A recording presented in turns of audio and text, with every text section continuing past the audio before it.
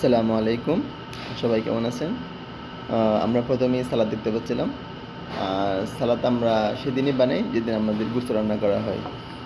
গোশতটা হইতেছে ছাগলের গোশত। খাবারটা অবশ্য ঈদ উপলক্ষে হইলেও খাবারটা ঈদের দিনের না, পরের। সেটা কবে পরে বুঝতে পারবেন। আর মজু সবাইকে সালাদ দিতেছিল। আর আমিও সবাইকে তরকারি দেওয়ার জন্য রেডি হইতেছিলাম। তো এক হাতে ভিডিও করতেছিলাম, আরেক হাতে তরকারি দেওয়ার জন্য রেডি হইতেছি।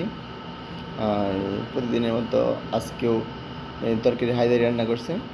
আর হায়দারের তরকারির স্বাদ অনেক অনেক মজাদার হয়। আর আমরা প্রতিদিন আমরা এই চারজনই খাই, তবে চারজনের মধ্যে আজকে একজন চেঞ্জ হয়েছে।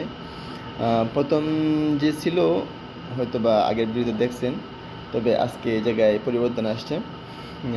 ওই লোক চলে গেছে আর নতুন একজন আসছে।